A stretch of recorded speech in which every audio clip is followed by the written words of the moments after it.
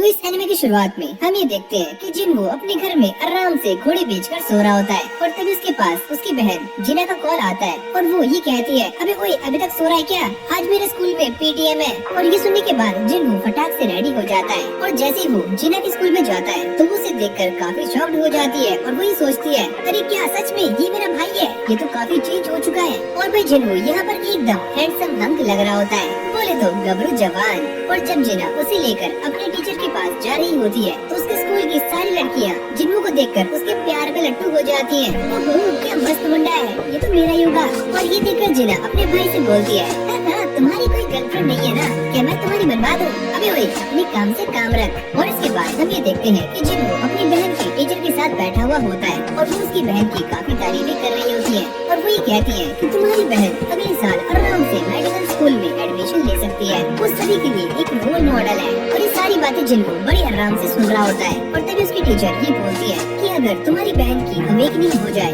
तो क्या तुम उसे एक हंटर बनने दोगे? और ये सुनने के बाद जिन्हो उन्हें मना कर देता है, लेकिन यहाँ पर वो टीचर ये बताती है कि हमारे स्कूल में एक ऐसी ही लड़की है जिसके साथ बिल्कुल ही सेम सिचुएशन है, क्या तुम उसे थोड़ा समझा सकते हो? और फिर अगले सीन में हम ये देखते हैं कि जिन्हो उस लड़की से मिलने के लिए चला जाता है और ये लड़की जिना की फ्रेंड होती है और वो जिन्हो को देखकर काफी शॉक्ड हो जाती है, इसे तो मैंने पहले भी कहीं देखा है। जिन्हो कहता है, अरे ये देखो ये हूँ मैं, जिना का भाई। और यहाँ पर ये लड़की बताती है कि वो स्कूल दोबारा से नहीं जाएगी और वो एक हंटर बनना चाहती है। और ये सुनकर जिन्हो कहता है कि हाँ तुम इससे थोड़े बहुत पैसे कमा सकते हो और वो उसे समझाने की काफी कोशिश कर रहा होता है पर ये लड़की उसकी एक भी नहीं मानती। और जिन्हो ये बोलता है कि तुम टेंशन मत लो, मैं तुम्हें यहाँ पर मना करने के लिए नहीं आया हूँ। और ये सुनने के बाद वो लड़की काफी शॉक्ड हो जाती है, जिसके बाद हमें एयरपोर्ट का सीन दिखाया जाता है और यहाँ पर जिनचुल एक ए रैंक हंटर को रिसीव करने के लिए आया होता है और इस बंदे का नाम है डोंगसू। और डोंगसू उसे देखकर ये बोलता है, ओहो तो तुम आए हो, और मैंने कभी सोचा नहीं था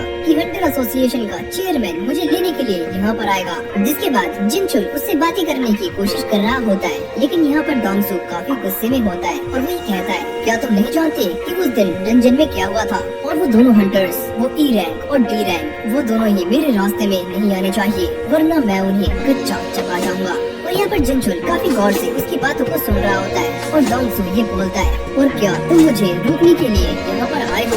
इस बेकार सी एबिलिटी के साथ मुझे कोई भी रोक नहीं सकता।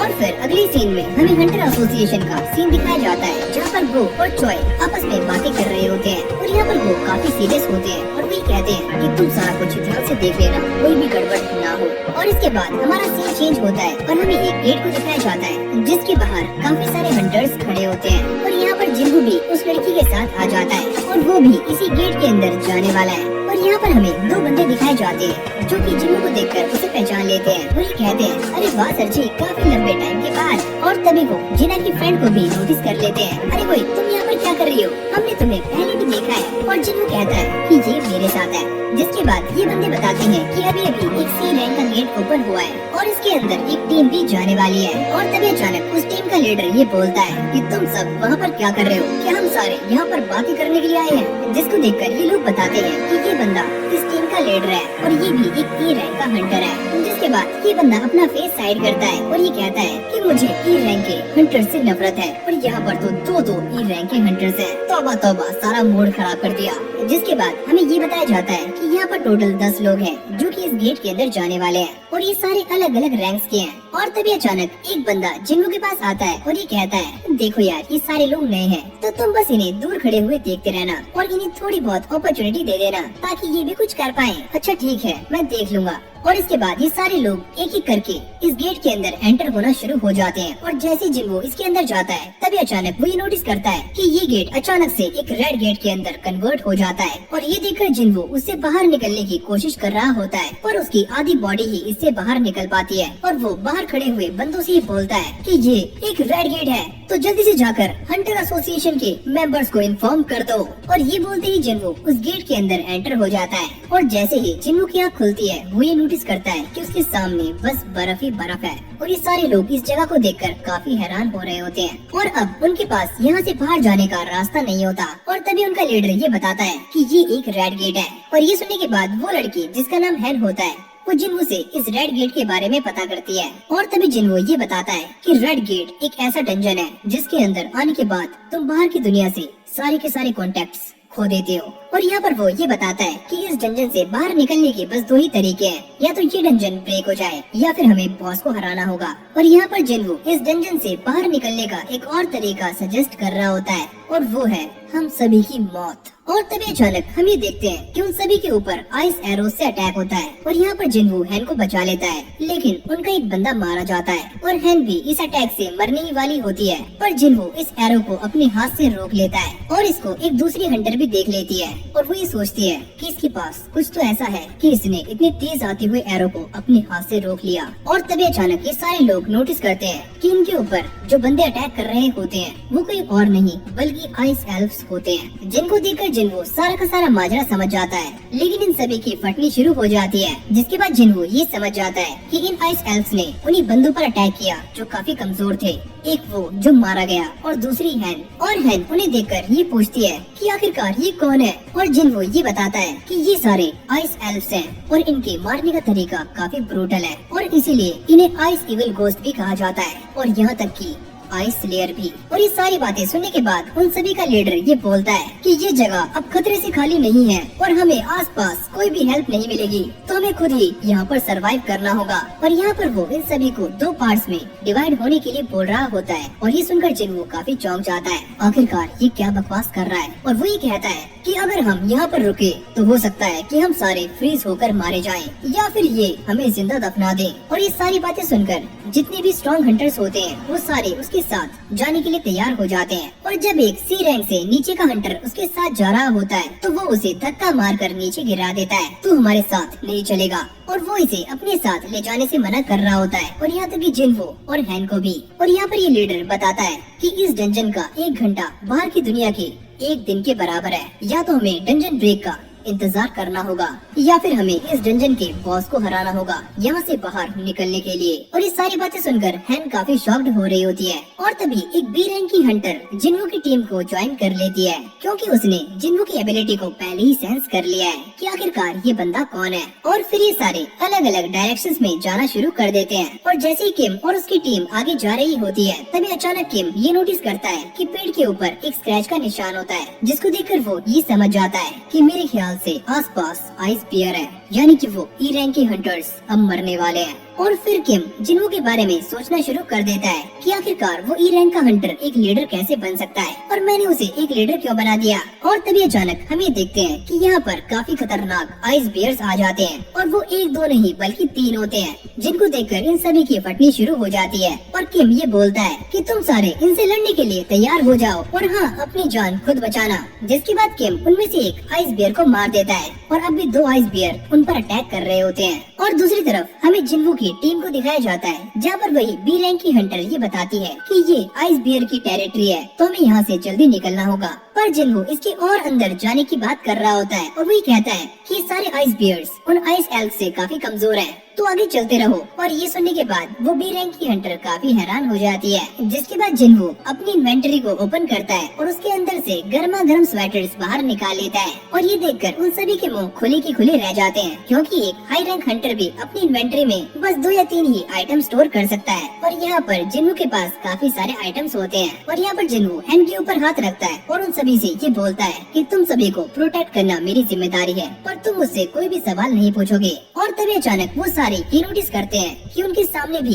एक काफी खतरनाक आइस बियर आ जाता है, और यहाँ पर जिन्वू अपना टाइटल चेंज कर लेता है और उन सभी को पीछे हटने के लिए बोलता है। और फिर हमें इस डंजन के बाहर का सीन दिखाया जाता है, जहाँ पर बेक इसके अंदर जाने की काफी कोशिश कर रहे होते हैं, पर ये डंजन पूरी तरह से सील हो चुकी होती है और कोई भी इंसान बाहर से इसके अंदर नहीं जा सकता। जिसको देखकर बेक ये सोचते हैं कि अब सारी उम्मीदें किम से हैं, जो कि उन सभी को जिंदा बाहर ला सकता है। और यहाँ पर जो सर्विलेंस टीम के बंदे खड़े होते हैं वो बेक को ये बताते हैं कि सर, अंदर 2 लोग और गए हैं, जिनमें से एक सन जिन्वू है जिसका रैंक ई है। और ये सुनने के बाद वो काफी शॉक्ड हो जाते हैं। और तभी अचानक यहाँ पर एंट्री होती है डोंग सू की, और वो आते ही ये बोलता है, और भाई क्या हाल चाल और क्या चल रहा है यहाँ पर। और वो मिस्टर बेक को यहाँ पर देखकर काफी हैरान होता है, और मिस्टर बेक उससे पूछते हैं कि आखिरकार तुम यहाँ पर क्या कर रहे हो। कि मैं तो बस अपना काम करने के लिए यहाँ पर आया हूँ, और तुमने उस बंदे को अंदर जाने की परमिशन कैसे दे दी। तुम किसकी बात कर रहे हो? सन जिन्वू की। और और यहाँ पर डोंग सू बड़ी गौर से इस गेट को देख रहा होता है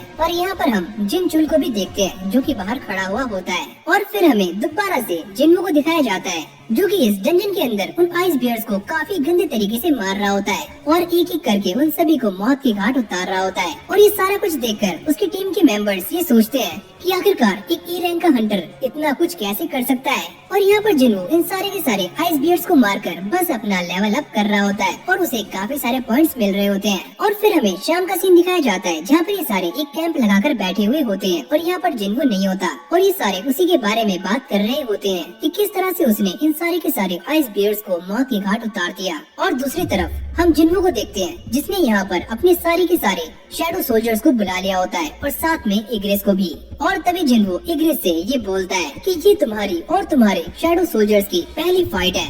और अगले ही पल हम ये देखते हैं कि ग्रीस और सारे के सारे शैडो सोल्जर्स उन आइस बियर्स के ऊपर भारी पड़ने शुरू हो जाते हैं और उन सभी को एक एक करके कर रहे होते हैं फिनिश। जिसके बाद ये आइस बियर्स उन्हें इंजर्ड करना शुरू कर देते हैं, लेकिन ये सारे के सारे शैडो सोल्जर्स अपने आप को दोबारा से रीजनरेट कर सकते हैं। जिसके बाद ये दोबारा से उन आइस बियर्स को पेलना शुरू कर देते हैं। और तभी अचानक हम ये नोटिस करते हैं कि यहाँ पर इन आइस बियर्स का बॉस आ जाता है जो कि एक एक करके जिन्वो के सारे शैडो सोल्जर्स को मौत के घाट उतार रहा होता है, यानी कि उन्हें मारने लगता है। और ये सारा कुछ देखकर जिन्वो इग्रेस से ये बोलता है कि जाओ मेरे शेर, अब तुम्हारी बारी है। और ये सुनने के बाद वो उससे लड़ने के लिए निकल जाता है। और शुरू में इग्रेस को उससे लड़ने में काफी दिक्कतें आ रही होती हैं, लेकिन बाद में इग्रेस उसे आराम से मौत की घाट उतार देता है। और ये देखकर जिन्वो कहता है कि मैं ये बात पहले से ही जानता था कि तुम्हारे बचने के चांसेस काफी कम हैं अगर इग्रेस अपनी स्वॉर्ड उठा ले। जिसके बाद जिन्वो उसके कंधे पर हाथ रखता है और ये कहता है शाबाश इग्रेस। और फिर अगले सीन में हम दोबारा से किम को देखते हैं जिसके साथ ही एक एक करके मारे जा रहे होते हैं। और वो ये सारा कुछ देखकर सोचता है ये नहीं हो सकता, मैं व्हाइट टाइगर गिल्ड का एक एलाइट मेंबर बनने वाला था और मैं यहाँ पर इस तरह से हार नहीं सकता।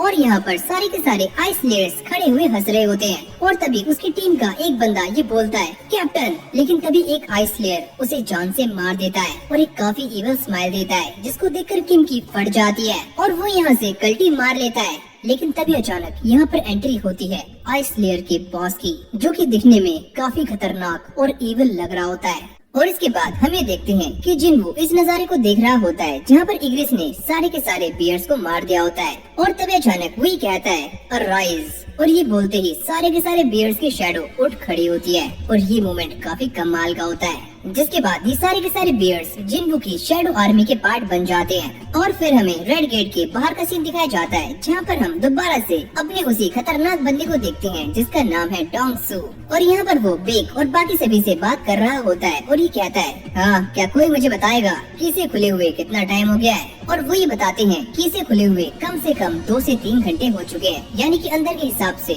2 से 3 दिन। और ये सारी बातें सुनने के बाद डोंग सू यहाँ से जाने लगता है और ये कहता है कि इस हिसाब से वो तो मर गया होगा, यानी कि जिन्वो। तो चलो मैं चलता हूँ। लेकिन तभी अचानक उसे एक डाउट होता है जिसके बाद वो मैनेजर को गर्दन से उठा लेता है और ये कहता है कि मेरे ख्याल से ये गेट तो व्हाइट टाइगर्स के लिए था, तो जिन्वो इसके अंदर क्यों गया। वो मैनेजर ये कहता है हाँ तुम सही बोल रहे हो, लेकिन वो बस मेरा दोस्त था, इसीलिए मैंने उसे अंदर जाने दिया। और ये सारा कुछ देखकर बेक को गुस्सा आना शुरू हो जाता है और वो भी अपने आप को ट्रांसफॉर्म कर लेता है और ये बंदा काफी खतरनाक लग रहा होता है। मेरे ख्याल से तुम्हें इसे छोड़ देना चाहिए, वरना तुम्हारे साथ भी काफी बुरा हो सकता है। और ये सुनने के बाद अपना डोंग सू ही कहता है अबे तू मारेगा मुझे, तेरे अंदर इतनी हिम्मत है भी। जिसके बाद ये दोनों एक दूसरे से भिड़ने के लिए आमने सामने आ जाते हैं और इन दोनों का ऑरा ही काफी खतरनाक लग रहा होता है। और यहाँ पर बहुत तेज हवाएं चलनी शुरू हो जाती है, यानी कि वैक्यूम भी क्रिएट हो जाता है। और इससे पहले ये दोनों एक दूसरे पर अटैक करते,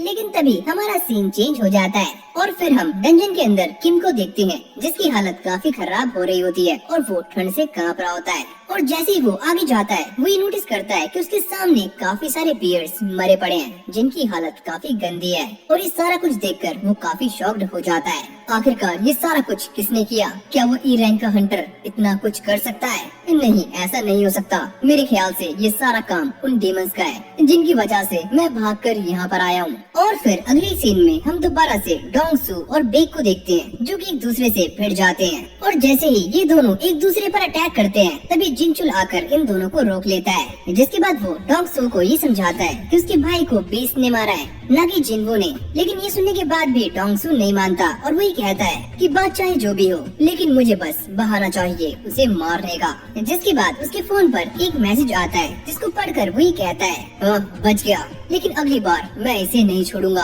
और फिर हम मैनेजर को देखते हैं, जो कि अंदर ही अंदर ये सोच रहा होता है कि मैं जिन्नू को जानता हूँ और वो इस डंजन से बाहर आने वाला है, वो भी जिंदा। जिसके बाद किम ये देखकर काफी सुलग जाता है कि ये सारे लोग जिंदा हैं और आराम से पार्टी कर रहे हैं, जिसको देखकर उसके अंदर का खून उबलना शुरू हो जाता है और वो गुस्से में उनकी तरफ बढ़ने लगता है कि तुम आराम से पार्टी कर रहे हो और यहाँ पर मेरे सारे लोग मारे गए। और ये सारा का सारा डाउट इसी लड़की पर कर रहा होता है। और जैसे ही वो उसे मारने के लिए आगे जाता है, तभी अचानक यहाँ पर एंट्री होती है जिन्वो की, और वो आते ही इसकी जोरदार थप्पड़ मारता है और इसे एक ही थप्पड़ में नानी याद दिला देता है। लेकिन तभी जिन्वो ये सेंस करता है कि यहाँ पर कुछ और लोग भी हैं, जिन्हें वो बाहर आने के लिए कहता है। और यहाँ पर पूरी की पूरी एल्फ की टीम होती है, जो कि गायब होकर यहाँ पर खड़े होते हैं। और तभी अचानक यहाँ पर इन सभी का लीडर सामने आता है और इसका नाम है बारूका। और वही कहता है, तो चलो फाइनली मुझे एक ऐसा इंसान मिल गया है जिससे मैं लड़ सकता हूँ। और यहाँ पर बस जिन्वो ही होता है जो कि इसकी बातों को समझ रहा होता है, क्योंकि उसके पास एक ट्रांसलेटर है जिससे वो आराम से इनकी लैंग्वेज को समझ सकता है। जिसके बाद बारूका अपने साथी को दिखाते हुए ये बताता है कि ये बंदा बता रहा था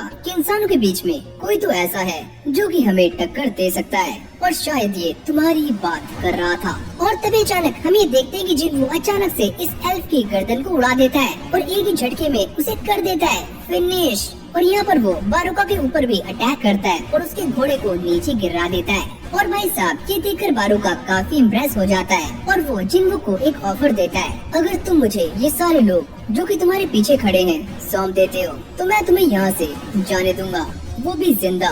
लेकिन तभी जिन्वो उससे पूछता है, अबे हाँ वो तो ठीक है, लेकिन तू है कौन?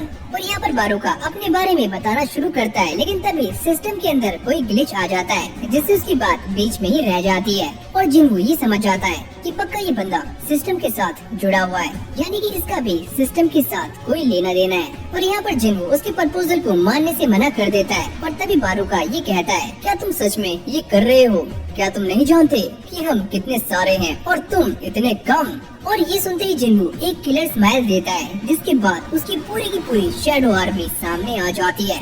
और ये मोमेंट काफी कमाल का होता है, जिसके बाद इन दोनों की आर्मीज एक दूसरे के साथ भिड़ना शुरू कर देती है। और ये सारा कुछ देखकर पार्क काफी शॉक्ड हो रही होती है और उसे इस बात पर यकीन नहीं आता कि ये सारे के सारे सोल्जर्स जिन्वो के पास हैं और उसने इन्हें समन किया है। और जैसे ये एल्फ उनके बंदों पर अटैक करने वाले होते हैं, तभी अचानक जिन्वो यहाँ पर आ जाता है और उन्हें रोक लेता है। लेकिन जिन्वो अपने मन में ये सोच रहा होता है कि शायद ये बंदा मुझसे काफी स्ट्रॉन्ग है। और फिर देखते ही देखते इन दोनों की फाइट पे स्टार्ट हो जाती है। और यहाँ पर बारूका जिन्वो के ऊपर काफी भारी पड़ने लगता है, लेकिन जिन्वो भी हार नहीं मानता और वो भी उसे बराबर की टक्कर दे रहा होता है। जिसके बाद ये दोनों एक दूसरे के आमने सामने खड़े हो जाते हैं और बारूका ये कहता है कि चलो मैं तुम्हें अपने बारे में बताता हूँ और मेरा नाम है बारूका। और जिन्वो ये सोचता है कि ये बंदा काफी स्ट्रॉन्ग है और मुझे ऐसा लगता है कि मैं इग्रिस के साथ भी इसे हरा नहीं सकता।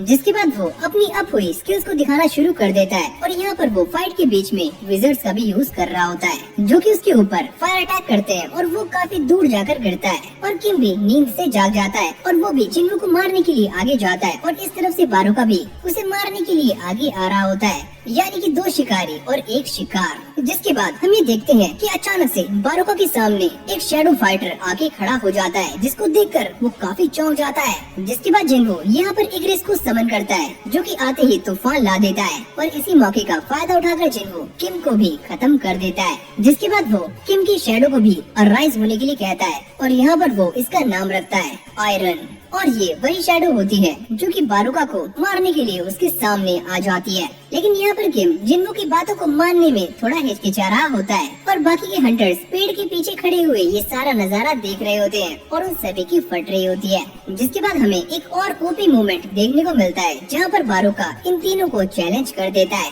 वो भी एक साथ। और जिन्वो भी उससे लड़ने के लिए इग्रिस को अपने पास बुला लेता है। जिसके बाद ये दोनों एक साथ बारूका पर टूट जाते हैं और जिन्वो इस बात से काफी इम्प्रेस हो रहा होता है कि ये बंदा काफी दमदार है। लेकिन तभी बारूका इस बात को देखकर काफी शॉक्ड हो जाता है कि उसके सारे के सारे सोल्जर्स मारे जा चुके हैं। जिसके बाद जिन्हो उसके ऊपर एक के बाद एक अटैक करना शुरू कर देता है और यहाँ पर वो किम और अपने फायर विजर्ड्स का भी इस्तेमाल करता है। और जैसे ही बारूका उन सभी के ऊपर एक काफी खतरनाक अटैक करने वाला होता है, लेकिन तभी अचानक जिन्हो अपना रामपुरी निकाल लेता है और बारूका के पेट में घुसा देता है। और तभी अचानक किम आकर अपने हथौड़े से इस बारूका की चटनी बना देता है, वो भी एकदम खट्टी मीठी। और ये सारे मिलकर उसे आराम से टपका देते हैं, लेकिन किम अभी भी नहीं मानता और वो उसके ऊपर एक के बाद एक हमले कर ही रहा होता है। तेरी भैंस की डैड, तेरी भैंस की डैड, बेटा हमसे पंगे लेगा तू। जिसके बाद यहाँ से जाने का टाइम आ जाता है, लेकिन तभी हम जिन्हो को देखते हैं जो कि बारूका को काफी गौर से देख रहा होता है और यहाँ पर मेरे ख्याल से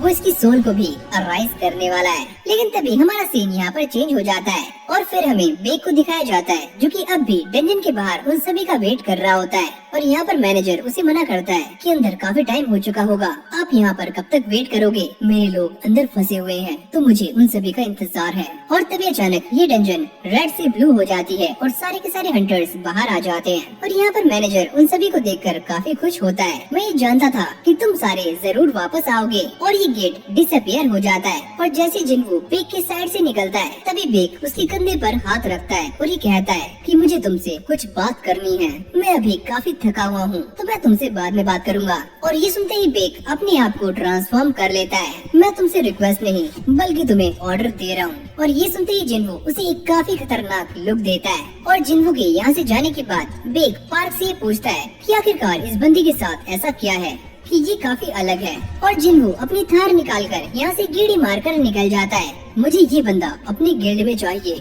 और उसके लिए तुम कुछ भी करो, लेकिन मुझे ये चाहिए। जिसके बाद जिन्हो हैन को भी उसके घर छोड़ देता है और वो कार में बैठा हुआ ये सोच रहा होता है क्या अभी बस 2 से 3 घंटे हुए हैं। और यहाँ पर उसके हाथ में बारूका की स्वॉर्ड होती है और फिर हमें एक फ्लैशबैक दिखाया जाता है और यहाँ पर जिन्हो बारूका के सामने खड़ा होता है और उसकी शैडो को अराइज करने का ट्राई कर रहा होता है, लेकिन वो बार बार फेल हो जाता है। और फिर अगले दिन हम एक बंदे को देखते हैं और ये बंदा जिन्हो का काफी अच्छा दोस्त है और जिन्हो उससे कहता है कि चलो हमें किसी और को भी पिक करना है। और ये होती है हैन। और जब ये तीनों कार में बैठकर आराम से जा रहे होते हैं, तभी हैन जिन्हो को थैंक्स बोलती है और साथ में सॉरी भी। और ये देखकर उसके दोस्त की सुलगनी शुरू हो जाती है और फिर ये सारे यहाँ से निकल जाते हैं। और फिर अगले सीन में हम ये देखते हैं कि जिन्हो अपनी शैडो मोनार्क आर्मी का इस्तेमाल करके सारे के सारे डिमंस को मौत की घाट उतार रहा होता है। और ये सारा कुछ देखकर जिन्हो काफी शॉक्ड हो जाता है और ये पूछता है कि आखिरकार ये सारे कहाँ से आए। जिन्हो बताता है कि ये सारे मेरी स्किल का एक पार्ट है, तो तुम इनसे डरो मत। जिसके बाद ये सारे के सारे शैडो सोल्जर्स माइनिंग करना शुरू कर देते हैं और ये देखकर जिन्हो काफी सैड हो जाता है और ये कहता है अरे यार मुझे भी थोड़ा काम करने दो, मैं कोई ठलवा थोड़ी हूँ। और तभी उसके पास एक सोल्जर आता है और उसे थोड़े स्टोन पकड़ा देता है। और इसके बाद हमारा सीन चेंज होता है और हम यहाँ पर एक बंदे को देखते हैं जिसकी फटकर 4 हो रही होती है और ये पूरा का पूरा नजारा एक पोर्ट का होता है। जिसके बाद हम एक बंदे को देखते हैं जो कि सोल्जर के सामने खड़ा होता है और ये बंदा काफी हट्टा कट्टा होता है और ये कहता है कि तुम डरो मत और ये तुम्हारे साथी बस बेहोश हुए हैं और थोड़ी देर में उठकर खड़े हो जाएंगे। लेकिन इस बंदे को उसकी कोई भी बातें समझ नहीं आ रही होती, लेकिन वो दोबारा से उसे समझाने की कोशिश करता है और ये कहता है कि मैं एक इंसान हूँ और मैं घर जाना चाहता हूँ। और फिर अगले सीन में हम ये देखते हैं कि जिन्हो आराम से बैठकर पार्टी कर रहे होते हैं और अपने काम के बारे में डिस्कस कर रहे होते हैं। और जिन्हो बताता है कि उसके थोड़े प्लान्स हैं, इसलिए वो कुछ टाइम के लिए जिन्हो से नहीं मिल सकता। और जिन्हो कहता है कि उसे भी एक रिटन एग्जाम की तैयारी करनी है, जिसके बाद वो अपने फादर से नेगोशिएशन कर सकता है। और ये बोलने के बाद वो पीनी शुरू कर देता है और काफी ज्यादा पीने के बाद वो ये कहता है कि अगर तुम्हें लगता है कि मैं तुम्हारे लिए सिरदर्दी हूँ और तुम मुझसे दूर जाना चाहते हो तो तुम मुझसे साफ साफ कह सकते हो। और वैसे भी मेरा एक बड़ा भाई है और वो मुझे भाव नहीं देता। और ये सुनकर जिन्हो कहता है कि चलो टेंशन मत लो, आज से मैं तुम्हारा बड़ा भाई हूँ। और फिर अगले सीन में हम दोबारा से उसी पोर्ट वाले बंदे को देखते हैं, लेकिन अब ये बंदा पकड़ा गया है और बाहर खड़े ऑफिसर्स इस बंदे से बातें निकलवाने में नाकाम हो जाते हैं। तो इसलिए वो अपनी हेल्प करने के लिए एक एस रैंक के हंटर को बुलाते हैं और ये बंदा कोई और नहीं बल्कि डोंगसू है। और डोंगसू जिस बंदे के साथ बातचीत करने के लिए आ रहा है उस बंदे का नाम है वांग संग। और फिर हम जिन्हू को देखते हैं जो कि जिना से कहता है कि वो एक हफ्ते के लिए कहीं पर जा रहा है और जिना को ऐसा लगता है कि जिन्हू की कोई गर्लफ्रेंड है और वो उसी से मिलने के लिए जा रहा है, पर जिन्हू उसको मना कर देता है। जिसके बाद वो एक डीमन कासल के सामने आ जाता है और वो उस बात को याद करता है कि जब वो पहली बार इसके अंदर आया था तो उसका लेवल 20 था, लेकिन अब उसका लेवल पहले से 3 गुना ज्यादा हो चुका है, यानी कि जिन्हू पहले से काफी स्ट्रॉन्ग बन चुका है। और जैसे जिन्हू इसके अंदर जाता है तब इसके सामने एक क्वेस्ट ओपन हो जाती है जिसके अंदर ये लिखा होता है कि जिन्हू को इस कासल के अंदर कम से कम 10,000 डीमंस की सोल्स को कलेक्ट करना है। और ये देखकर जिन्हू काफी शॉक्ड हो जाता है, पर इसके बावजूद भी वो अंदर जाने के लिए रेडी होता है। और यहाँ से हमारा सीन चेंज होता है और हम जिन्हू को देखते हैं जो कि अपने फादर से बातचीत कर रहा होता है और ये दोनों एक गिल्ड को लेकर और साथ में इसके बड़े भाई को लेकर आपस में डिस्कशन कर रहे होते हैं। तब इसके फादर ये कहते हैं कि मैं ये बात जानता हूँ कि तुम्हारा हंटर वही बंदा है ना जिसका नाम है सन जिन्हू, और उस बंदे के बारे में काफी कहानियाँ मशहूर है।